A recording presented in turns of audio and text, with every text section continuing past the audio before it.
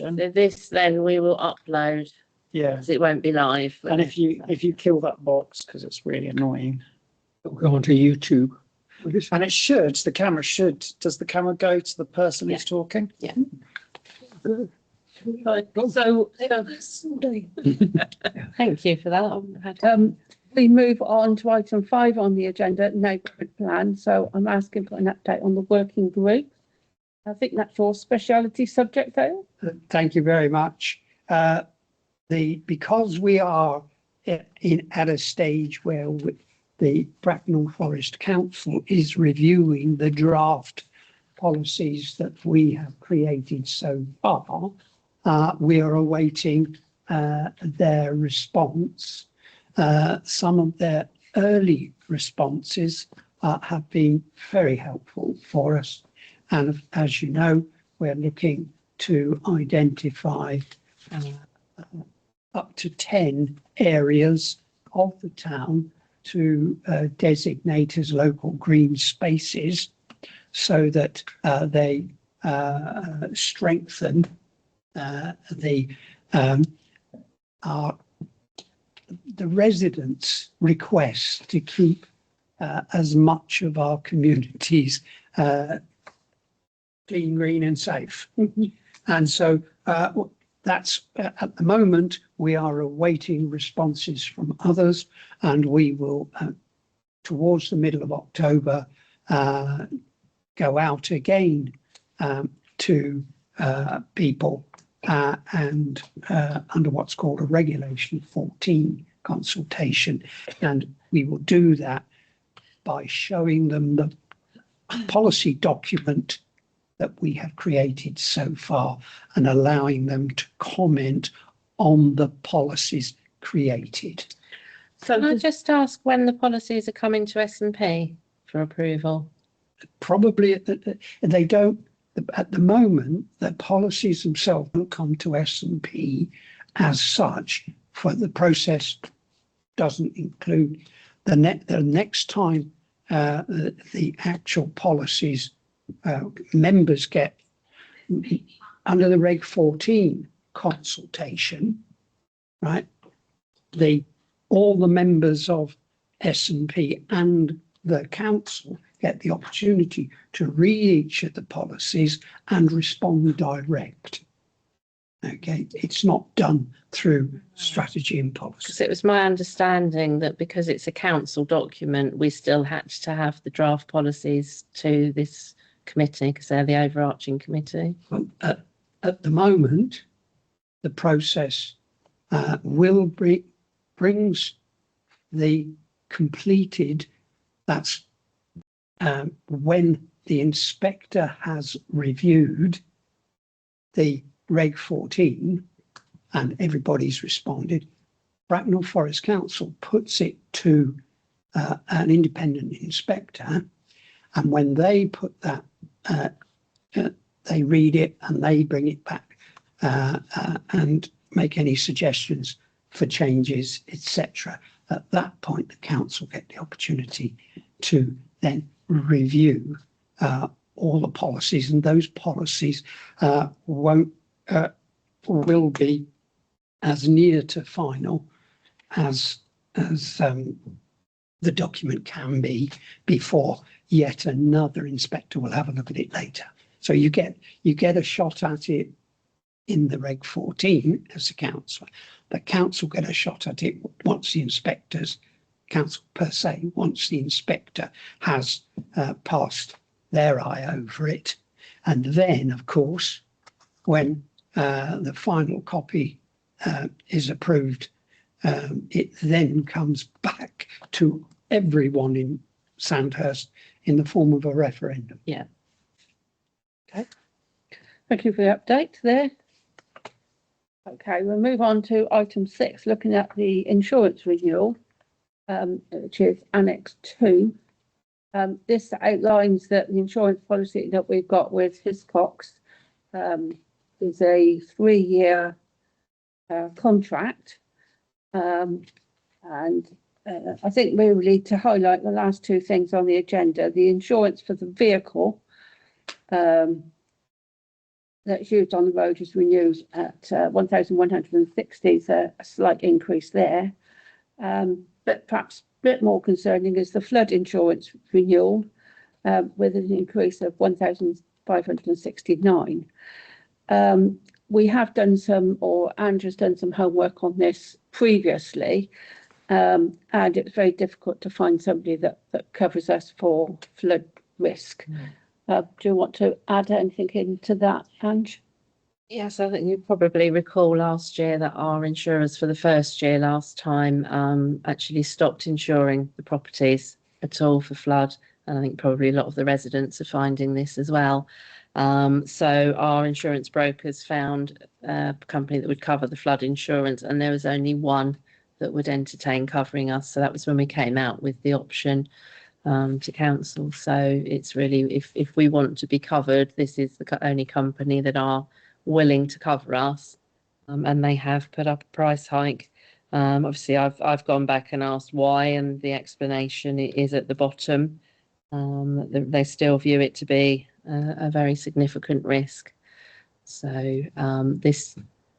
Cool, you carry on. No, I'll come to this. So this, it's really whether the council or this committee view that the risk is worth taking, and if the buildings are flooded, we pay for it.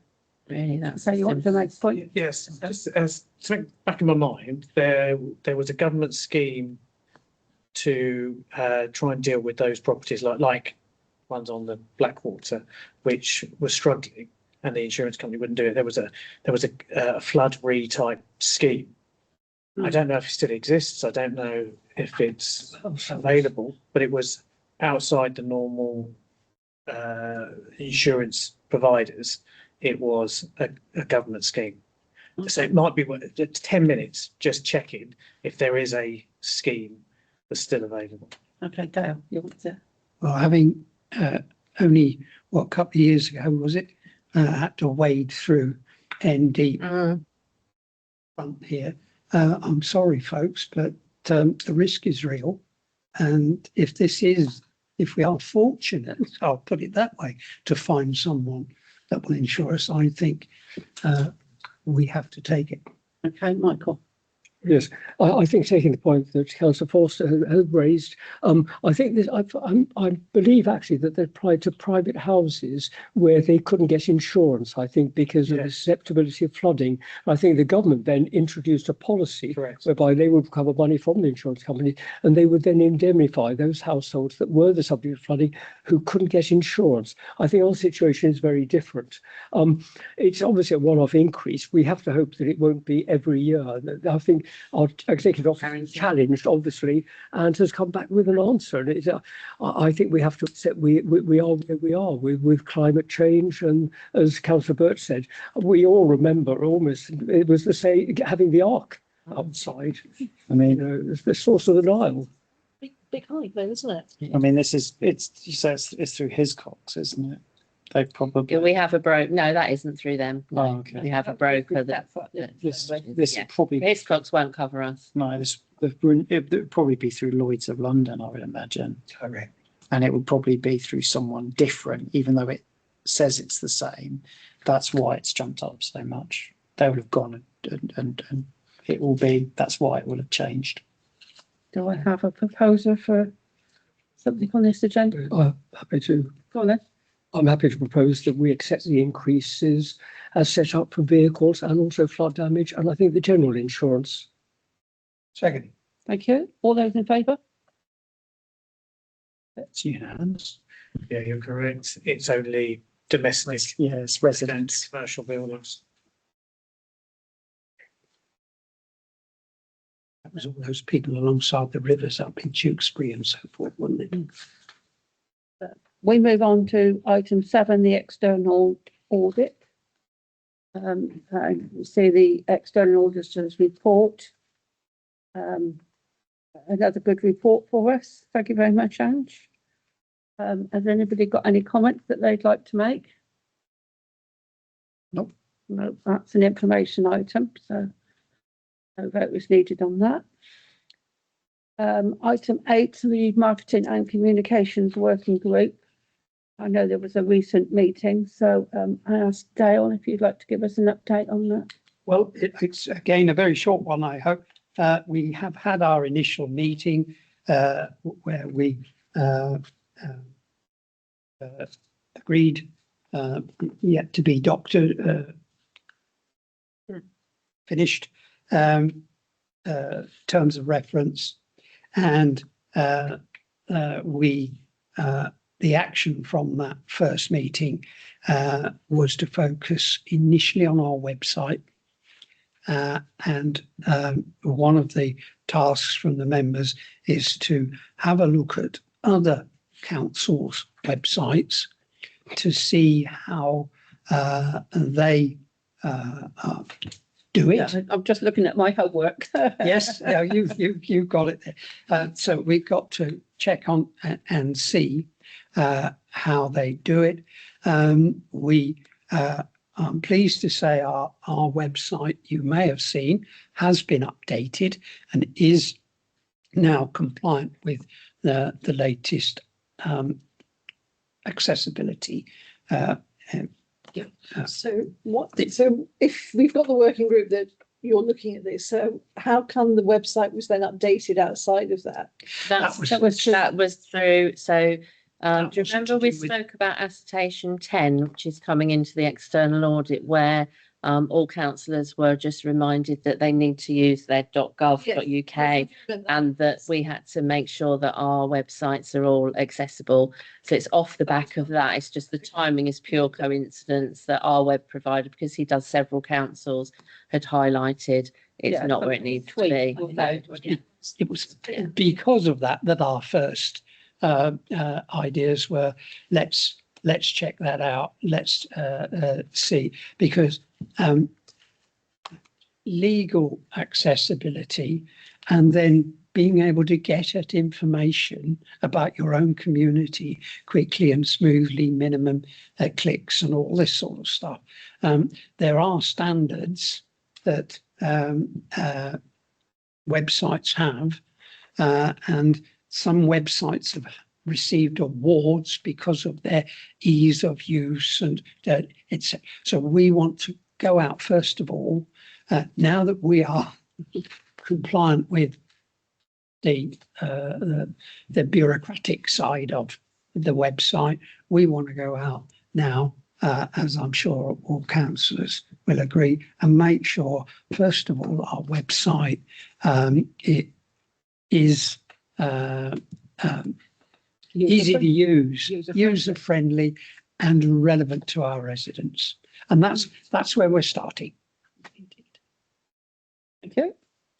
We'll move on to item 9, the emergency plan, to receive an update from this recent working group meeting. So Yes, I'm happy to do that. So I'm not really going to call it a working group meeting, as initially there was me, Darcy and Phil Gunter, and we were then joined by Dale. So thankfully someone else did turn up, despite sort of schools, TVP, day centre being invited.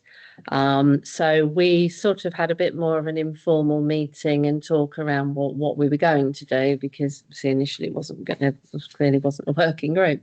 But it did develop pretty well. And then when we schedule the next meeting, we will officially become a working group. We threw around some ideas. We're starting to look at things that can happen that will be more local to Sandhurst. So we're looking at things that affect the local area, like Broadmoor, like a gas explosion in the garage in the centre of Sandhurst, and things that are obviously flood, as we've just been talking about how much flooding happens around here. Not to mention just the normal utility outages, pandemics, dare I say it, or anything else. So it's quite an extensive list that we're then going to work through, work backwards, and start formulating a plan for, and then looking at emergency buildings. So whether this becomes one, but obviously one is not enough, because if something happened to this building, where would we then route the residents, etc. So quite a lot of work there, but very grateful to Phil for giving us his expertise, and offering to help as well, which Yes, is great. well expected. He's got military background, which was invaluable with what he was saying. So yeah, he's going to be a great help with that one. I loved he said, we have to be careful because when we come up with something and we say, right, he said, you've got to think, so what? So that is part of the military battle management syllabus. Yes, he told us that. He told us that. And I remember that. I knew you'd It's very good. recognise that. Yes. And that, business as well. and yes, and it's so relevant Yeah. because the one thing about creating an emergency plan is it's got to be credible and deliverable. You can't. It's not just about, oh, here's an inch of paperwork that covers everything conceivably. It's about, is it relevant? Is it likely to happen? And if it does, who else are you going to work with? It's going to be a very short document. Mm. I think from my point of view as well, we just need to sort of get people a little bit engaged in this, and that goes borough wide, because I was invited to a workshop last week in Maidenhead, and when I got there, I was the only person on that workshop from the whole of Maidenhead, Bracknell Forest, etc. So from my level, this wasn't for councillors. So I had a depth one-to-one session with the trainer. But I think people aren't kind of seeing the importance of it at the moment, so we just need to push that forward. Well, When we did because I did the LOCOG, the London Olympics, the emergency plan, I Oh, did yeah. the communications for that. The big thing was being able to fit the different types of emergencies very quickly under the same situational kind of analysis. So you could, it didn't matter if it was a flood or a fire or whatever, you could quite quickly move it into that sort of right, okay. And then it followed like a template. So it's, Yes, this applies. yeah, which is, but the communicating in a crisis was the biggest challenge for the Olympics, of course, because as soon as there was any problem, they shut off mobile networks. So it was, Yeah, we did discuss Yeah. that. although today, Perhaps we Elon Musk has just released the phone that now gets signal anywhere in the world, hasn't he? has he? Yeah, brand new phone, and it doesn't need a SIM card, and you can get signal anywhere in The starting. the Starlink. Yeah, How much is it? $789. It's not bad. Not so bad. Just one thought, to add to your list, is the multiple gas works. When they're digging up a gas main, I think that's something that's much more relevant to Santos particularly at the moment, especially as they're then going down Swan Lane to Blackwater to repeat their shenanigans. Yeah, we have got utilities. That's all on there. It is on there. Yeah. That's fine. I didn't hear that bit on the list. Yeah. Through. Yeah, I heard the utilities not working, but utilities being mucked up by the utility companies Yeah. is the bit that bothers me. right, we now move on to your bit, the solar panels on the day centre. So Right, I invite raise first. you two to, I'm first. Yes, you're first. You're dealing with that. Oh. We've been looking at solar panels for the day centre for a little while now. We decided that we would go out and have a look to see what the prices were in the market. It is a council building. So we spoke to Ange and she said it has to come on S&P. The only thing which I'll query on that to consider a request from Sanders Day Centre for permission to install panels. I never said it at our expense. So as far as I'm concerned, I'll tell you That why. doesn't say it's at your expense either. Yeah, we didn't. That No, that doesn't say it's at your expense either. at their expense. Did I put that? Yeah, You too. yeah. Oh, okay. Okay, so it does say at our expense. Now, we are cash, we're not cash rich. That's why we get a nice, very big, well, very big, enough to keep us going. It's not big, but it's enough to keep us going. We still have to raise money to run the place. We've had a big project going on to replace the bus, which has fallen to pieces. After more than 18 months, with the help of 20 grand from the National Lottery, we've been able to raise the 55 grand that we need for the bus. And that's not getting a great bus, but it is getting a second-hand bus, which is better than the one we've got. When really we'd like to get a new one, but they're 80, 90 grand, you know. So we're not going to do that. We realise that. We've got other things as well as the solar panels, which we need to do. This, as we all know, climate change and all that sort of stuff. Summers are getting hotter. This summer, which was very hot, and I'll be honest with you, we were concerned that somebody was going to die in there. It was that hot in there. You've only got 1 minute left. Ever? 3 minutes. So basically, and that air conditioning is going to cost us 10 grand. We'll fund that, but we're looking for help of the council to actually get the money for the solar panels. Right, I'll be quick. I've got to be. In order to raise money, the day centre needs a sexy project. Now, the minibus was about as sexy as the day centre gets. And it still took ages to raise the money. There is no way on this planet that solar panels would be a sexy project to raise money. I just don't see it. So that's that one. I've so far looked at 2 companies and given them the same spiel, which is, I'm not ready to order anything yet, so don't get excited. One of them suggests where they would put it is on the south-facing roof that's on this side. The sun will be above the trees in the summer and there's no leaves in the winter. So thought about that. The day centre uses about 1,300 units a month in June. Obviously it varies, but that's the way it goes. Now, that 1,300 divided by 20, you might want to take notes or not, is 65 units a day. Now, one company looked at that 65 a day and said, right, if you put 26 panels on the roof, 435 watts each, they come to 11 units an hour, 56 a day. So you've got a bit of a discrepancy there. And then in the winter, it will be up on one column and down on another, and so on. So that was one possibility. Another group said, I can fit 66 panels on there. And I thought, what the heck?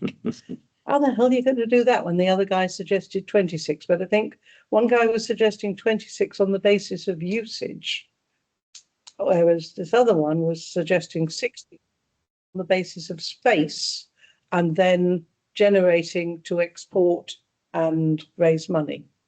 I quite like that idea, and it's not that much more expensive. Obviously it is.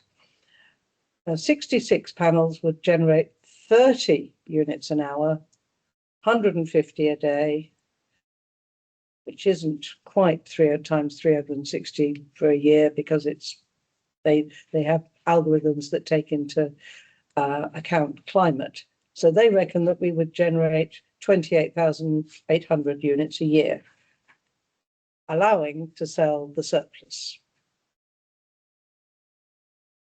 20 to 30 year warranty. Eventually, this guy did tell me that his panels probably work out at £100 each, but that includes all the fitting and fixtures and inverters and other things. So we are yet looking at like and like. The quote that I do have with the 66 panels is 37,000 and a bit. The bit is irrelevant. I could tell you 345. I think that by the time we've got panels, inverters, and the 66 comes up with a 30 kilowatt inverter, and that's one of the standard inverter sizes. So that's quite appropriate that there's no excess in either bit of the system. And 3 batteries, 3 10 kilowatt batteries for, Ray and I need to walk around the building and go, can they go there? Can they go there? And that's not sorted. That needs, there's lots of bits like that to be sorted. But what we need basically is the agreement that we carry on looking at it and that it goes into either next year's budget or the following year, please. So given your very valid comments about the weather this year and the heat that there was, and we know that Palms is putting air conditioning in the cafe for very, he's got it in there. Very valid, need coming up. So with the 66 panels and the batteries, given the additional that they capture, would that then be able to accommodate That would then potential power. air conditioning? Over the air conditioning. Yeah. We discussed that. Yeah. I've been going around listening to things thinking, no, I don't want to know all that. But some of it I did. Sorry. I was going to say, at this stage, really, we're, as the committee, we're looking at the decision as whether to, we give you permission to install the solar panels on the building. And then that still gives you time to tweak or whatever you want to do on the prices, and then wherever you're going to go for funding options. Yeah, Is that right? but we haven't, I don't think we have yet. They know we're a charity, but we haven't hit them with a charity plea yet, Yeah. We need a discount because we're a charity, so knock some we've more off, got- please. He's discounted the VAT. Oh, he's took the VAT off? Yeah. Well, that's something anyway, 20%. Graham, Just- wanted to. No, I was going to say exactly what you just said about Michael. Michael. Yeah. Oh, yeah, it's all right. A couple of questions really, if I can.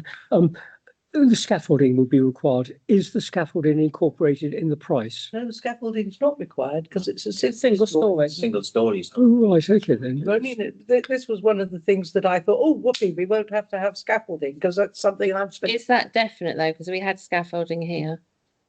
Well, he said he would use a safety line and harnesses. Then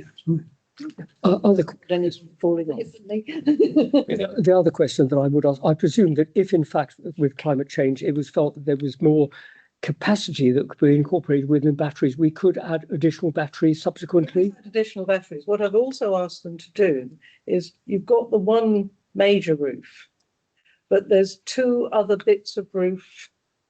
If you're standing at the back of the day centre, you've got the main roof. There's that one that he can get 3 on, and that one they can get 6 on.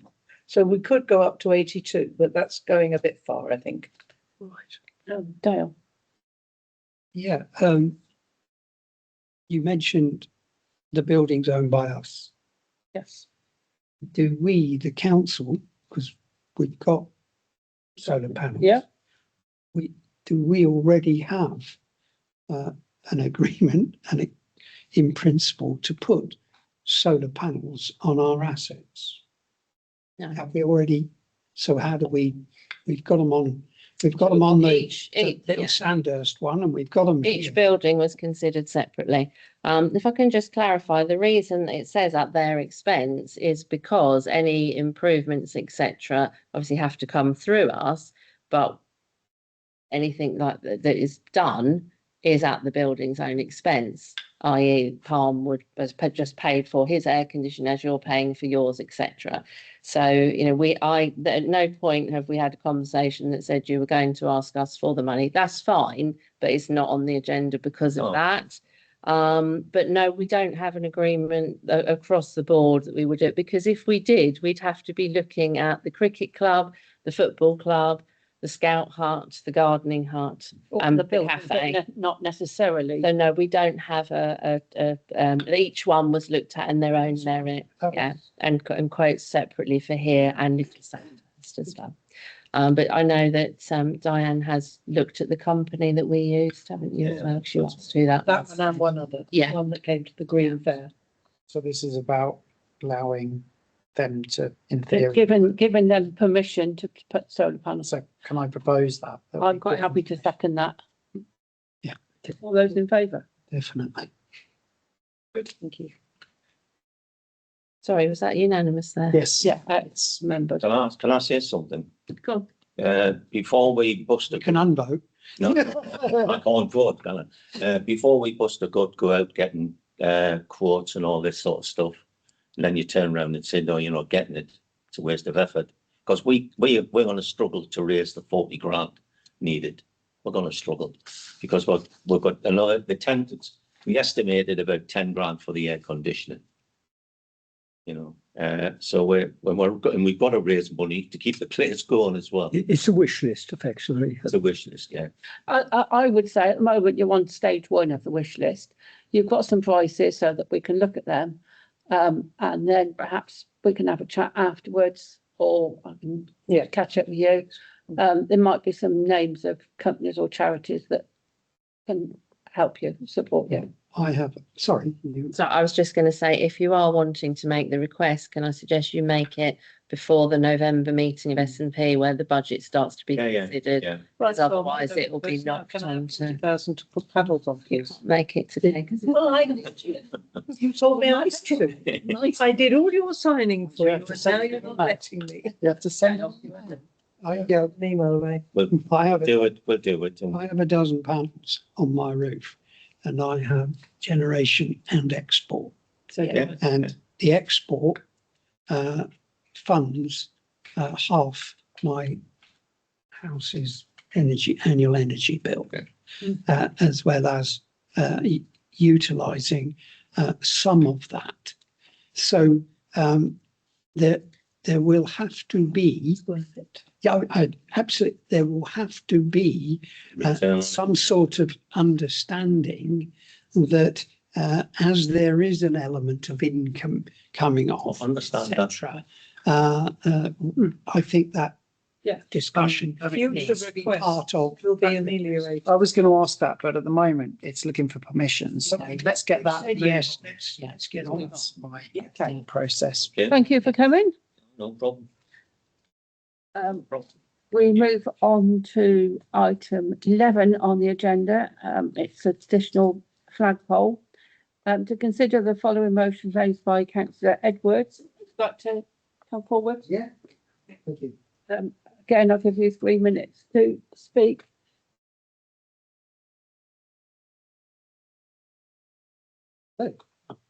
Not even because you're coming up. No, well, I am. I was driving through Sandhurst last year, actually, and I thought, imagine driving through Sandhurst as a stranger.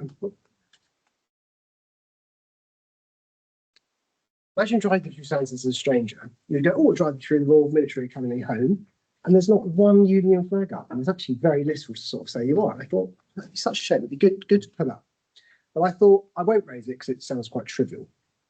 But in recent times, there's been a massive rush to put the flags up from Cumbria to Cornwall. So I thought, actually, it's not trivial. Lots of people share this view and pride in their flag. But I understand there's two arguments to this. You know, there's people who are proud of their flag, and there's people who the argument is where it's safety, and there's people who thought it's a political message behind it. So I think we need to be able to accommodate both those views. And in fact, there was a statement from the Lib Dem leader, the Labour leader, and the Green leader saying that we want to be able to accommodate people who are proud of their flag, and also people who don't want to feel that this is a political message going around. So I think it accommodates both those. So I think it's sensible. But then it's also like what the flag stands for. I think it'd be really great to put it up because what does our flag stand for? It stands for freedom, democracy. We fought fascists in World War II. We ended slavery. I'll just finish. No, I'm just. Yeah. We ended slavery. But more than that, we've got, a legacy of our history, which is that we've got a very inclusive, like imperial family in our country. I know that I'm not, by ways unique in this, but my stepmother is Jamaican British, my brother-in-law is Indian British. And I think it's great that you can't just be English British, Scottish British, Welsh British. It encompasses everyone. So it's very inclusive. So that's why I think for all these reasons, it'd be really great. It's actually not divisive.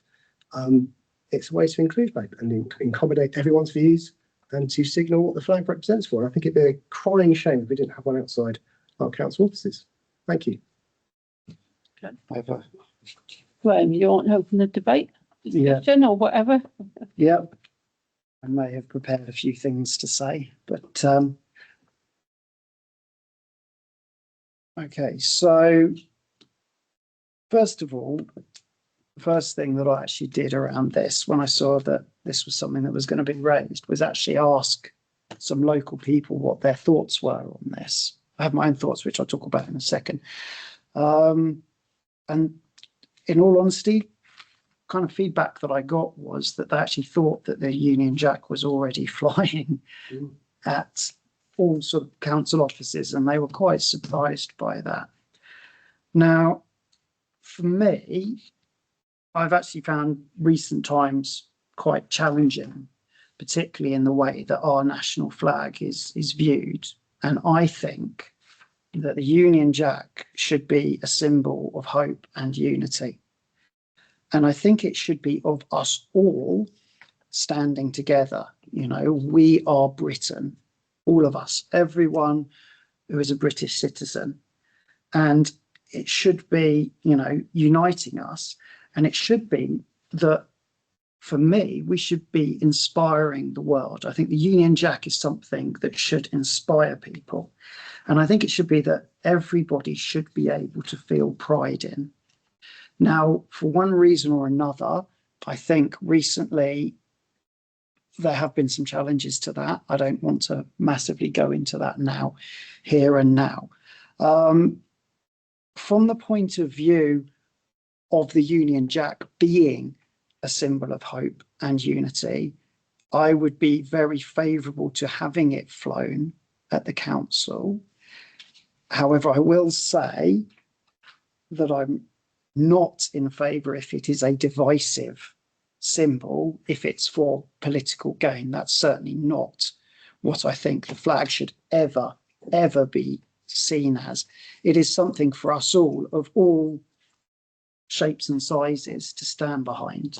And it is something that British people should, whether they came here last week or 100 years ago, if we're British, we should be proud of the fact that we're British. Now, one thing I would say is having two flagpoles out there, for me, doesn't work. Personally, I don't think it would look very good, and I'm always open to other ideas. So from my point of view, I would be keen to have, I believe, the Union Jack fly out there, and I would suggest that the current flag, the green flag, could maybe go somewhere else. Particularly one area that could be considered would be maybe by the car park entrance, you know, where the signs are saying what's going on.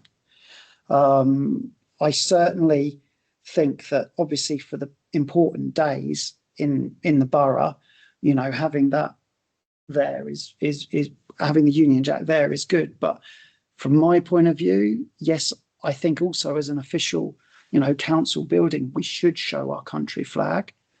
But yeah, I don't want to have two flagpoles out there, if that makes sense. I think that would not look right, you know. And then also you could end up with suggestions where kind of people were saying more flags there, and it could end up kind of looking like the United Nations out there, which isn't really what we want.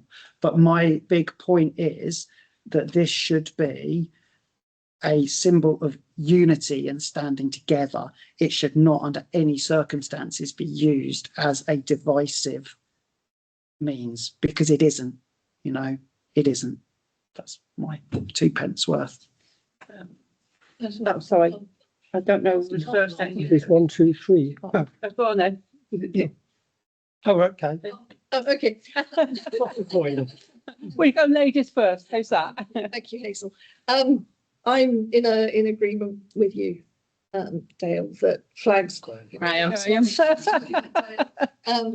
flag should be a uniting force that we can all get behind. And you're right, it's happened recently under the Raise the Colours organisation, which is a far-right organisation linked to Tommy Robinson, so we can't ignore that. I have been contacted by a resident who has felt incredibly intimidated by those flags. So it's, you know, pretty obvious, and more than one comment has been made to me about them, that it is divisive. And it's a shame, because it is our flag and it shouldn't be able to be used for that. But we have to acknowledge the challenges that it faces. So like you, I'm in agreement that we don't need a second flag. not one resident has approached me and said, I think we need to spend money on a second flagpole. So I think that's also indicative too. And having the Union flag, as it is, the jack is the pole on the ship. That's only when it's referred to as a Union Jack. Flying the Union flag at the top of a flagpole is allowed now. You know, we don't need a motion to pass that. It's perfectly allowable now. But the other thing to point out is that this is a government building. And so there are guidelines that are issued about the Union flag flying on government buildings, which means that it goes up at 8 o'clock in the morning and that it is taken down every night at sunset, and that somebody has to do that and also make sure that the flag is kept appropriately and respectfully, so that every morning then when it's rehung and reflown, that it is done so properly and respectfully. So I just wanted to point that out. I think, Michael, you wanted to say something before Dale, Yes. which have a between you. Yeah, okay, well, let's start with yet another surprising situation. We're in agreement. I'm going to come at it from a slightly different angle, but I start with, do we need another flagpole? And why has it happened right now? And I find it uncomfortable that this debate is going on here in the context, as you said, about the number of organisations who are seeking to use a flag, our flag, as some sort of obscene motto. Divisive and hatred. And I think that's wrong. Now, I'm going to look this guy in the eye. You and I have served, right? We've taken that oath to serve our then Queen and country and their heirs and successors. I can almost remember it. But one of the things, and I know when you left and when I left, they did not ask us to do was to revoke our commitment to our flag and our country. So when I see flags, my country's flags, our country's flags, put at half-mast down the street, which sends a totally wrong message about the strength of the flag I come to love and respect, then I get mad. And if you can hear the emotion, good, because I don't think there are enough people getting behind the true purpose of having a flag. And it's not to send quasi or even direct political messages because somebody isn't happy with something that the government is or is not doing. That's not what it's there for. So do we need another flag? Well, flagpole, no, we don't. If we're going to recognise that there will be and are occasions when we might need to put the flag up more often than we have in the past, then we have a flagpole there. And if we've got to take it down at the end of each day and put it up, etc. Now I know, because I've stood there when the flag's brought down at the end of at the end of the day, and I've heard the last post, and I've been there. And when I was stationed in Scotland, when they do it with the bagpipes, it's even more incredible, right? But what we've got to do is get sensible. Can we get some common sense? We do not need a second flagpole. What we need to do is to raise our Union flag, and I, like you, correct people about the term Union Jack. We need to raise our Union flag on the flagpole that we've got, right?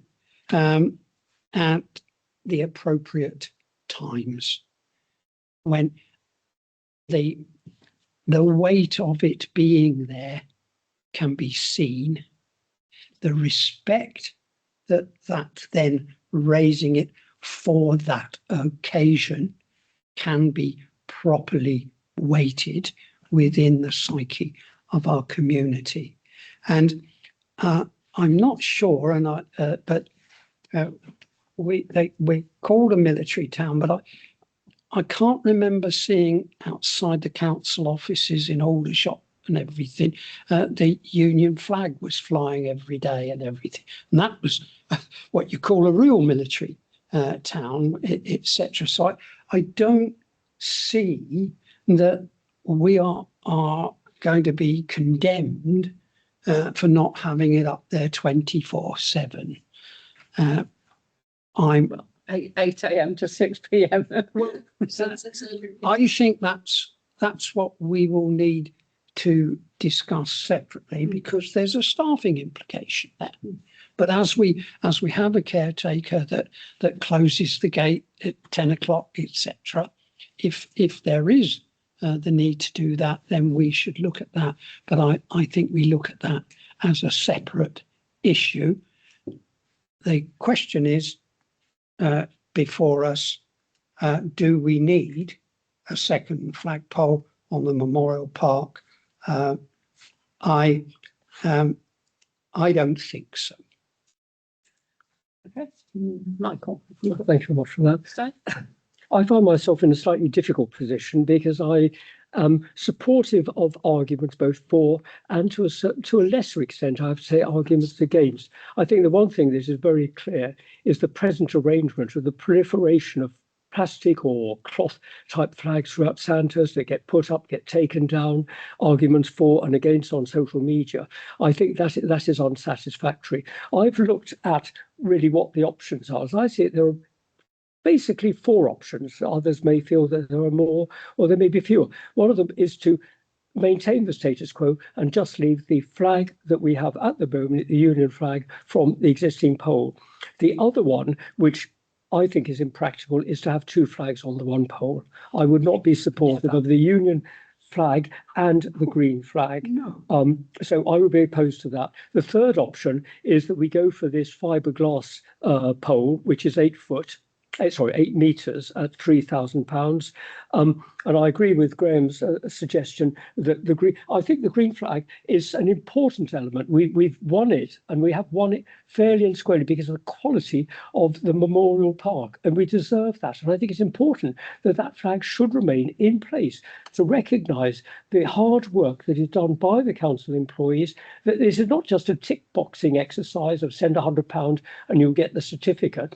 This is because we merited it. We merited it on quality. So I feel that, yes, there should be a second flagpole, but separated. I've written down here with separation distance now, then it may well be that we can discuss subsequently exactly where X is the spot where it should go. I personally, though, have to say that I'm in favour of having a mirror arrangement. I presume the existing pole is also 15 metres, is it? 8 meters. Oh, it's 8 meters. Oh, okay, then. Well, in that case, then that makes the equation easier, that we would then go for the 8 metre, if everyone agreed, the fiberglass pole with the Union, the Union flag one to go outside on the existing pole, and then the alternative location, wherever that's agreed, would be for the green flag. I would like to see that remaining in situ. I think that is important. What I would also very much hope is that the mechanism that you have for raising and lowering the flag, as Councillor Quigg has said, should be done morning and evening. I rather hope that you won't have the same problem as Sandhurst Town Council, Sandhurst Day Centre had, where the string's broken, and what we have to do is undo the nuts, and we actually lower the aluminium pole down to the ground and then push it up again. I remember on one occasion I put it all the way up, and then realised I couldn't reach the nuts to tighten it. I had to get a pedestrian to come across to help me do the job. So hopefully we'll have a better technical solution, but I'm in favour of having a second pole, 8 metres, fiberglass in another location.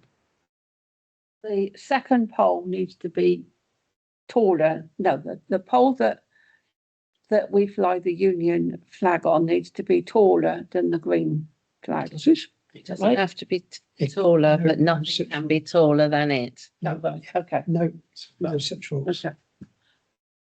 Graham, So there's a few things that a few different people have mentioned here.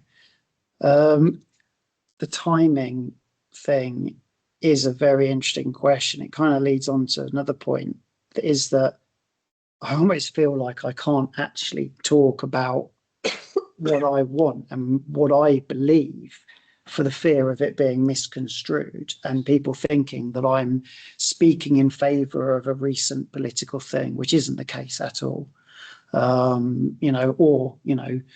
This reform or Tommy Robinson or this recent thing. I'm not supporting that, but I do feel quite strongly about the Union flag, and I do like the idea, because this is a government building, as people say, having the Union flag outside. That is something. And actually, one thing I would say is, you've both served, and I'm eternally grateful to you both for serving, as I am for all veterans. The flag for me, and that is Sandhurst. Someone said to me, "Oh, well, Sandhurst is the Royal Military Academy," but for me, the Union flag is for all of us, absolutely everyone. The military obviously has the high level of respect in the flag, but we should all have that. And I certainly would welcome it. However, I would say that the point about correctly putting it up and down does potentially raise a logistical issue that could be a serious problem. And I'm looking at Ange here, because for me, I think kind of Michael and I are aligned that as long as they weren't together, because I think that would look awful, I would have no objection to the Union flag, thank you for the correction, Lee, being out there, and then the green flag maybe being further out. Protocol does allow two flags on the same. Yeah, I would be personally against that. I wouldn't like that. It would look horrible. And I do think that this is, for me, the Union. I almost want to, this might sound crazy, I almost want to reclaim the flag at the moment from what it's currently being. The only trained. time flags go one over the other is victor over vanquished. Yeah. I think, John, you wanted to add a few. Did I get comments. that want right? to try and wrap this up now. Yeah. No, I hear what you're saying about not the flagpoles in two different locations. I think one thing you can consider is that actually I think two flagpoles, one either side of the path, might look quite nice as you sort of walk down. But the main point about having the green flag somewhere else is that it's not just the green flag we fly. We also fly the St George's. On George's Day, we also have the Armed Forces flag going up. So where you'd have to take down the Union flag to put up the Armed Forces flag, and actually you could have both flying together. So I think that's a consideration, because it's not just the green flag. And also you could have any other flag as well, which would then be flying alongside it. So you'd have to take, if you had one, you'd have to take down the Union flag to put another one up. That you wanted to say a few words. First of all, I would warn you, be really careful about substituting what Councillor Edwards has proposed with some idea of just putting another flagpole elsewhere. It comes back to the same thing. And you need to be really careful, like you said in the very beginning, about the message it sends and the politics of this. No one wants to allow this flag, our flag, to become the centre of an argument in this town. Yeah. So there's a couple of questions I've got for Councillor Edwards. The first of which, you mentioned the Royal Military Academy Sandhurst in your initial speech. Have you spoken to the Royal Military Academy Sandhurst about whether they would want this or not? I don't think it's got anything to do with it. Absolutely, you mentioned it, John. You brought it up in your original 3-minute speech. So if it's not relevant, why did you bring it up? That's the first one. Is that a rhetorical? No, that's the. I've got two questions for you. That's the first one. Okay. The secondly, as the mayor and as someone who's made a very valid point about unity and taking the politics out of this, I have a question for Councillor Edwards about whipping, and I mean political whipping. So the first thing I've got for you, Councillor Edwards, is, and I just need you to confirm with me if this is the case or not. There is a councillor, John Edwards, who is currently the Reform campaign manager.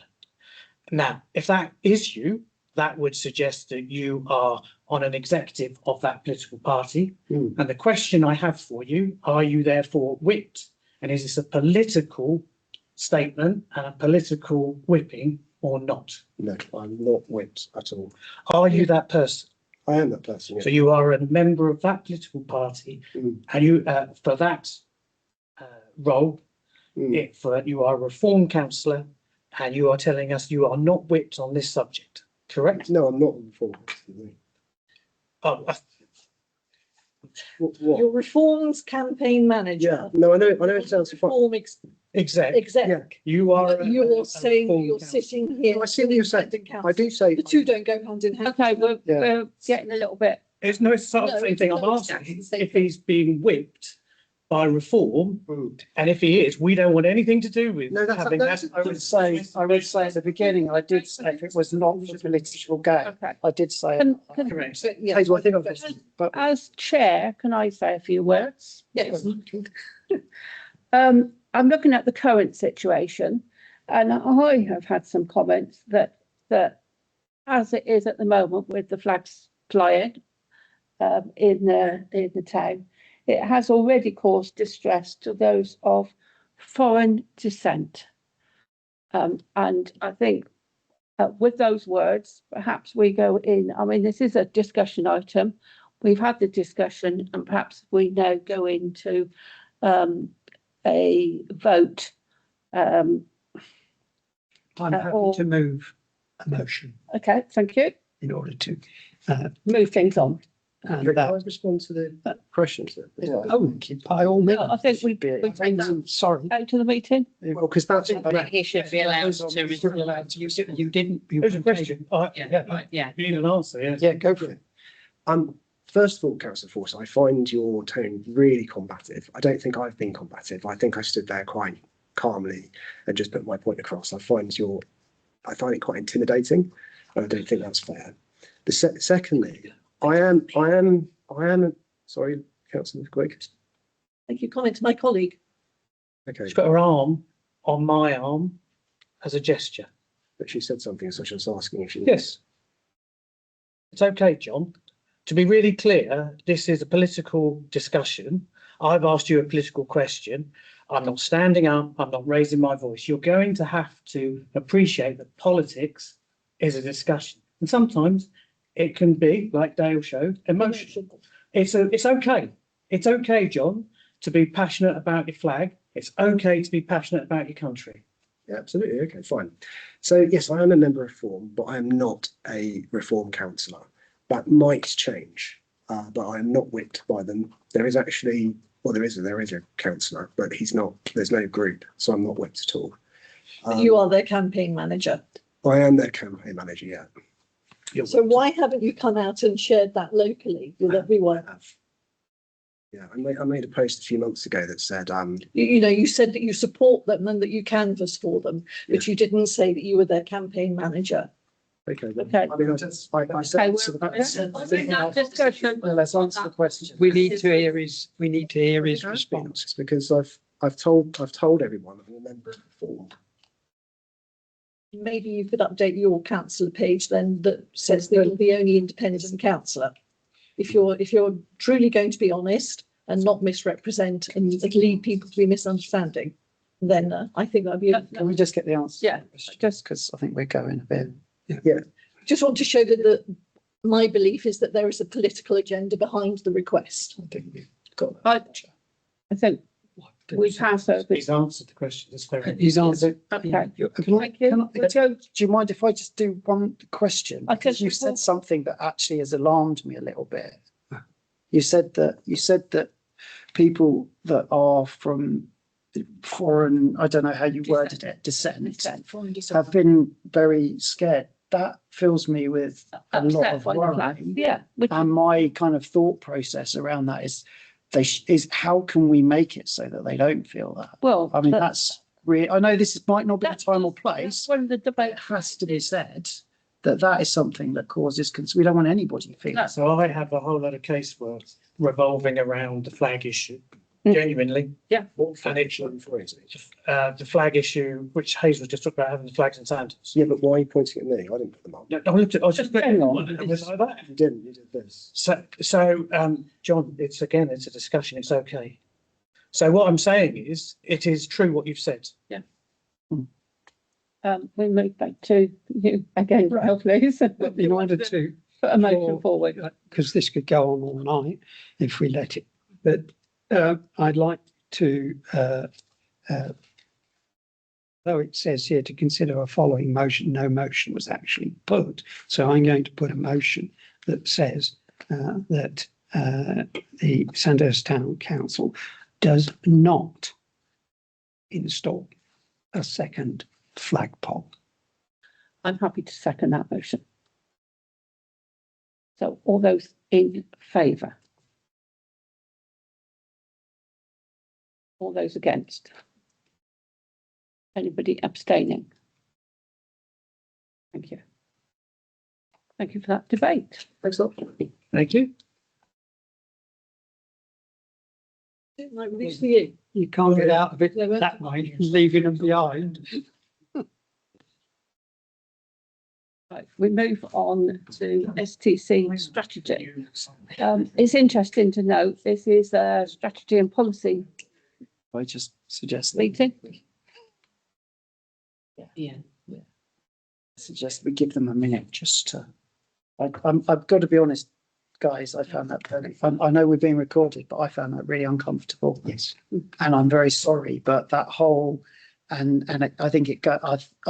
This might just be me, and I know it's going to be picked up and it's going to be put. But I feel really bad because I feel like I couldn't speak about my proper views because there's some political thing there, and I feel really sad. Where is free speech? There is, and We and do I need to think, get back to the agenda. I know, but I think This is not the time, I'm afraid. Right, so item 12 is STC strategy. This is the strategy and policy meeting, but it appears we haven't got a strategy. Brilliant. So, Yeah. Have we got a policy for a strategy? I can elaborate on this a little bit. I have been discussing with Councillor Allen on several occasions about this because I know that there was one and it hasn't been updated, renewed, re-looked at. So as Hazel quite rightly says, being the strategy and policy committee, it's only right that it comes here To propose about or support. how it is done. I'm happy to propose or support that we, the council, create a strategy for the council, and that we look at a period because we're now 25, and that we look at a period, say, up to 35. So we give it a reasonable amount, a time frame, because I am expecting it not just to be put together in the next couple of weeks and that's it. I'm expecting there to be a due and proper process where we will put together within the council our strategic ideas. We will then ask our residents to get involved with their thoughts, etc. So I'm anticipating that it's going to take a fair time for us to get all the necessary pieces together to get the priorities determined and so on and so forth. So if we have a proposal then to create a strategy for Sandhurst Town Council. Yeah. Okay, so Yeah. I'll propose it then. Happy to second it. Okay. All those in favour? And obviously we'd have to look at the timescale in relation to the neighbourhood plan. I was going to say the only thing I would request is that we don't get it confused with the process of delivering the neighbourhood plan. Yeah, it's never going to happen that quickly, don't Well, that's, I'm hoping that the neighbourhood plan will be done and dusted before we have to go out Yes. to the I public. could almost guarantee it. No, that's fine. That's good. I would just like to just bring up on that. It's great that you've agreed it, but what's the next step then? So that's what I was about to say before the. I would have question. said to form I was going to say a working group. No, let's have a party. Let's have a group to help format it. And can I ask for any volunteers on that? Yes, count me in. Lee's in. I How many think do you it's want? only right to go out to everybody on this. Yes, it's, I don't want anybody because I won't be part of it because it's not my strategy. It's yours. 24 councillors. Could I ask you to do an email out to all councillors Yeah. if they want to join, please? Yeah, and I will just obviously let you know as well. I'm sure you probably know, but there are outside agencies, organisations that do come in and assist with this as well. So that could be something that you might want to consider. Yeah, let's form the group from our councillors and then Like, go from if you're there. going to do that, I'd need to know how much these outside agencies. are- Oh, of course, yeah, There's all- but it is an option. All meetings down the line. Yeah. Yeah, no, you're right. Oh, I thought. All I've taken this to mean is, are we going to do one? Yeah, that's Yes. right. And Yeah. okay. So I'm anxious to move things on. So My 20-minute notice. Yes, have you given it? I have. Oh, well right, done. press Slow and down, everybody. Yeah. press and publicity. Have we got any press or publicity messages that need to go out for the forthcoming period? May I suggest that we prepare a statement about the flag? We may get inquiries. Do we need it? I don't. I don't. I would I'm again, say. That's fine then. just a good suggestion, but No, I just wanted to know Yeah. Yeah. that I'm not banging on or anything like that. I was just saying if we get asked. It was discussed and a vote was held. yeah. Yes, well done. Right. That's my thoughts. So date of next meeting to be confirmed as 28th of April. Sorry, it's 28th April. of November. That'd be nice. A bit quick there, didn't I? Item 15, exclusion of public and press. Well, I think all our visitors have gone. Well, we need Right, to if we turn can it off. stop because I need to Move. turn this off. And I'll